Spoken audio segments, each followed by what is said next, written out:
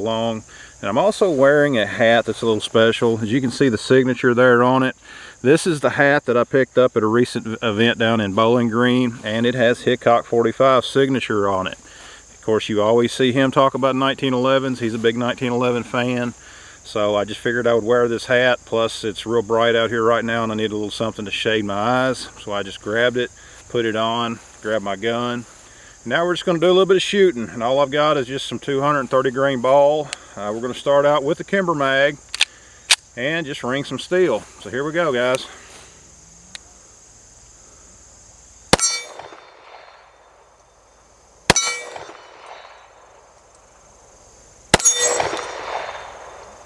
That big 45, that's hard hitting. It'd wake that steel up of an afternoon, from its afternoon nap.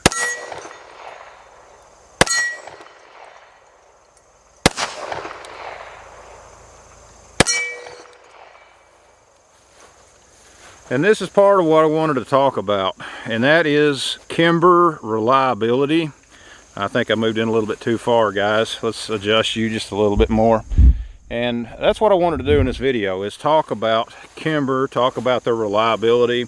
I know that a lot of the focus on Kimber today is the new double stack that they have, the 2K11, but this is what made those guys known. The 1911, the traditional 1911, this is a full-size government model, and they had some quality issues a while back, a few years ago. There's no denying that. And since that time, though, I really think that Kimber has gotten a lot of it worked out and are back to producing a quality firearm. That's just my personal opinion, guys. You let me know yours down in the comments below.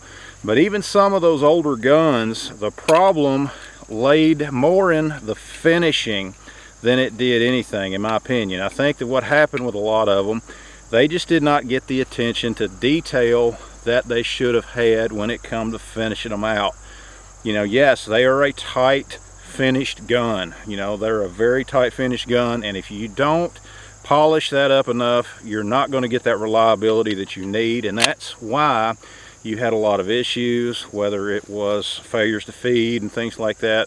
Plus with 1911s, and I'll say it again, and I know there's folks out there that disagree with me, a 1911 needs a break-in period. And a lot of manufacturers will have that in their manuals. You'll also have, you'll hear Les Baer and some of the others, custom 1911 builders, and they'll tell you flat out that you need to get about 500 rounds through that gun before it's going to be considered reliable. But now we're on to our second mag. Let's go ahead and load that up. Ring a few more, put a few more rounds downrange, guys.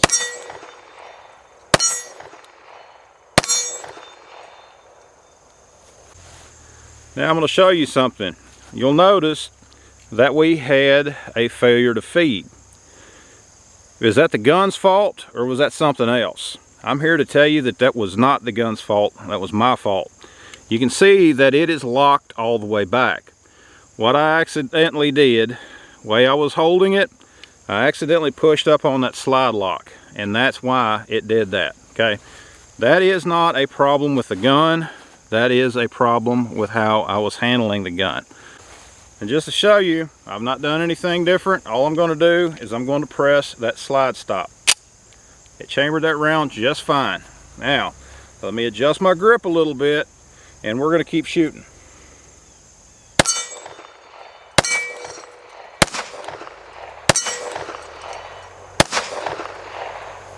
And you can see that we emptied that magazine with no problem whatsoever. That's another issue with the 1911, all makes and models of 1911s, and that is your magazines. You got to have a good magazine with a 1911 or it is not going to be reliable. You can have the most expensive, the most custom 1911 on the market, and if you use a bad magazine, it is not going to be a reliable gun.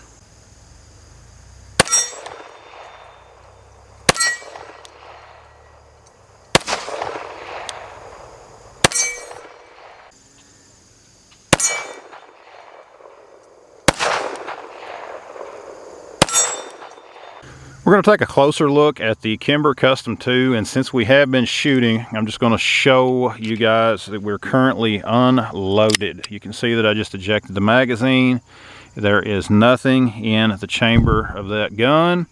And again, this is a Kimber that I've had for several years, and it is one that I really enjoy shooting occasionally. It has that two-tone finish. Now, one thing about it, across the top, it is sort of matte black, and that is done deliberately. You don't want that gloss that you have on the sides. You don't want that reflectiveness being up there where your sights are. It'd make it a little harder to aim. Then you got that lower stainless frame. And check out those grips. I know a lot of people would change the grips out on a lot of their 1911s. There's a few that I have that I've changed the grips out on them. This is not one of them. I've left those factory grips on this simply because I do like how they look. I think that they work very nice for this gun. Now, one of the negatives that I have, or I should say a couple of them that I have, the grip safety on Kimbers, it's typically just a flat grip safety, more along the lines of some of the older traditional grip safeties. Does have the beaver tail, so that is a big positive, especially for my hands. That way it kind of helps protect from getting that slide bite and that hammer bite. And the other negative is the fact that it does not have an ambi safety. Yes, I know it could be changed over, but that's not really important. You know, that's just one of the things that I did notice about it.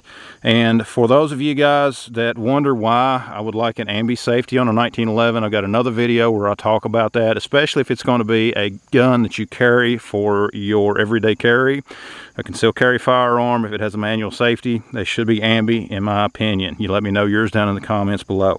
Again, the trigger on this gun, you have a very little take up till you get to that wall, and then once you get to that wall, you push through it, and that hammer falls. Once that hammer falls, the reset on that trigger is approximately right there. It has a very crisp, a very tight reset. The sights on the gun are just standard 3-dot sights. Nothing spectacular, but they work. The trigger, as you can see, it is an aluminum trigger. You do have the magazine release, and it is not really an extended magazine release. However, I will have to say I think it's a little bit larger than some mag releases I have on some of my 1911s. The hammer, you can see there that it has kind of a skeletonized hammer that I think works very well with this particular gun. Front cocking serrations, I know that that's something that a lot of you guys like on different guns, and it feels good. The action on this, typical Kimber, the more you shoot these guns, the better it gets. This one is very smooth. There is no hang-ups on it, and I mean, even if I try to ease it forward, you know, if I try to ride that slide forward, I don't really get a lot of hang up. There's a little bit back here on that disconnector where it is on the frame, but not much. I mean, it's very light, not enough really to cause you any issues. And guys, I'll have to say, I'm glad to have it. It's still a lot of fun to shoot, and that's why I had it out today, just to bring it out here, show it to you guys again, and enjoy it myself. Guys, the only thing I was doing again today is just having a little fun with this pistol and bringing you guys along. Guys, hope you liked the video. I would appreciate it if you would like and share the video. It really does help my channel. Also, if you're interested, guys, I have got some cool t-shirts out there. You'll see them linked down in this video. Guys, thanks for watching. Please like and share the video. Check out the rest of the videos on my channel. Enjoy the afternoon shooting, guys, while we still have the warm weather currently. Just get out in the afternoon. If you have a nice gun, you wanted to get out to the range, have some fun, take somebody with you, introduce them to the shooting sports. Thanks for watching, and we'll see you next time.